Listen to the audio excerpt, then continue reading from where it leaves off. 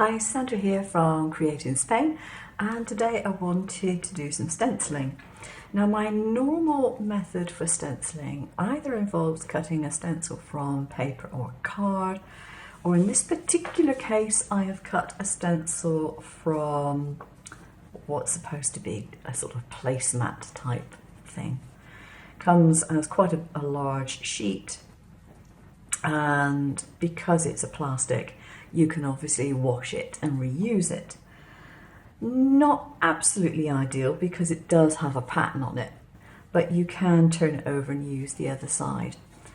It's a little bit thick, and I think probably it is better suited if you're just using texture paste, but if you're using paints and things, it'll work.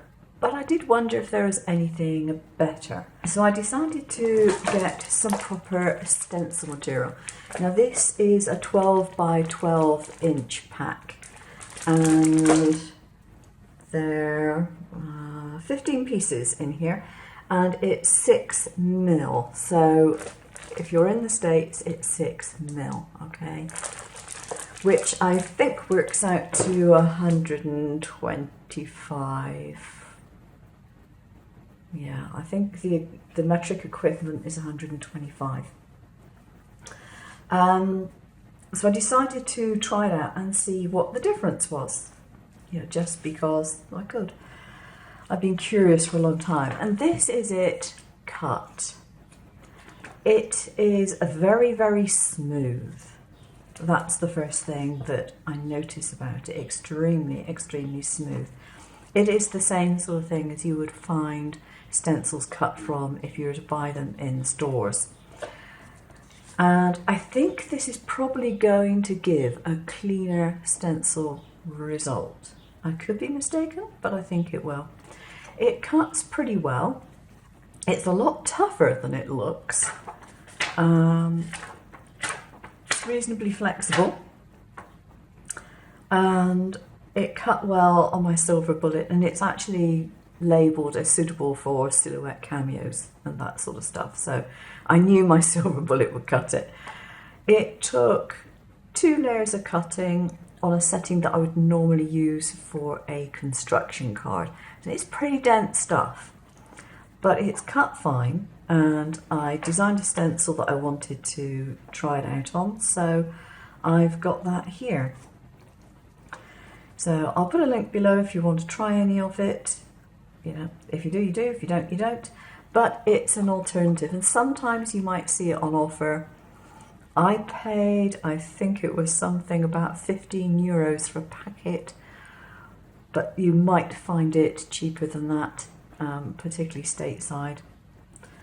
I'm guessing that's where it came from in the first place, because when I was looking at the Spanish Amazon site, no way I can get it anywhere locally.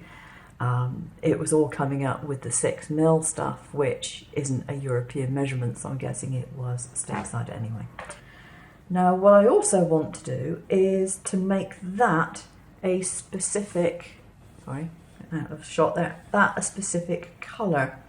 And that's going to be a bit difficult with the stencil just there, which is why I cut this border piece, so I can actually do a stencil of the edge without any risk of my inks going somewhere where they shouldn't. Right, the first one I'm actually going to use is Pear Tart, and for this I actually want to go for quite a strong colour. Now I've not put any adhesive on the back of this stencil, so we'll see what happens.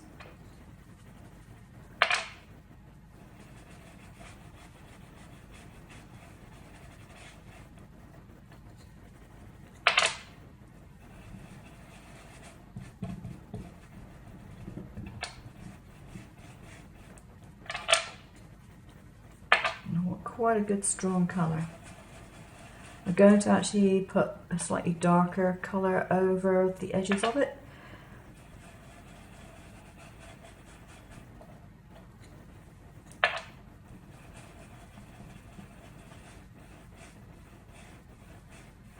Well, that's my base colour. Bamboo leaves is, I think, a stronger version of green. Yeah, that's right. So a little bit of bamboo leaves on the very edge. Right. Now I've got a load of ink on there, so I will be wiping that off. I've stuck this down and put that piece out of the way, but I've also cut the negative, and I should be able to put that in, and that's going to protect the edge that I've just coloured. In order to get that negative, it was very simple. I simply subtracted that shape, which is the edge, away from a bigger rectangle so that it slots around the sides. And that means I can now do all my colouring without any fear that it's going to go somewhere it shouldn't.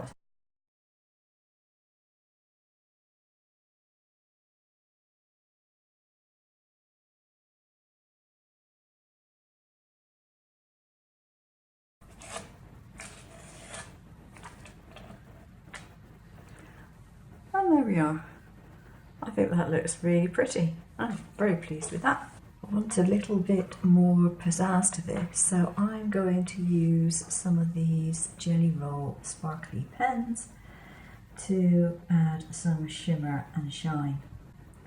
I like these because they are delicate and you can just add a hint. You don't have to be very careful about it because, you know, it's just like using a normal pen. But it does add some nice glimmer to it, but relatively subtle, not too in your face. This one's sort of like a lime green colour, but you can get them in all sorts of colours, and you can get a clear one that would just add sparkle without any colour at all. I don't know if you can see the sparkle there, I don't know whether the light's picking it up. But that looks rather pretty.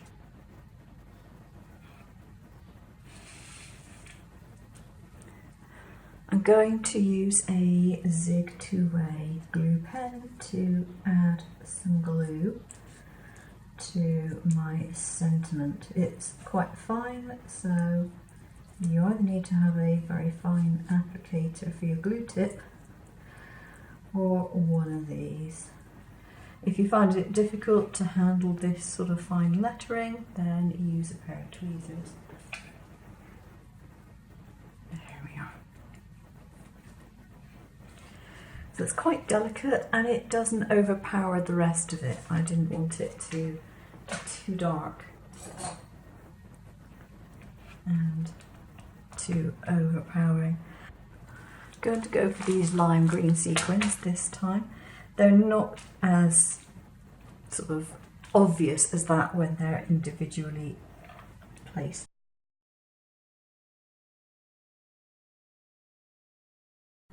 Not sure how well it shows up on camera, but all I've done is use one of the sparkly pens to add some darker dots onto the sentiment. That has just brought it into focus a bit more, even if it's not in focus on the camera. Sorry about that. So that's it. You could of course cut these pieces out as decor panels in card for a card front. You could use this panel to go behind a front edge as well. And don't forget, if you're cutting them out, to cut out these two pieces because they come in handy. So that's it. Hope you enjoyed it. I will leave some more video links up here. Please take a look. I've got over 600 odd videos on my channel. Some of them are like this and some of them are completely different. Take care.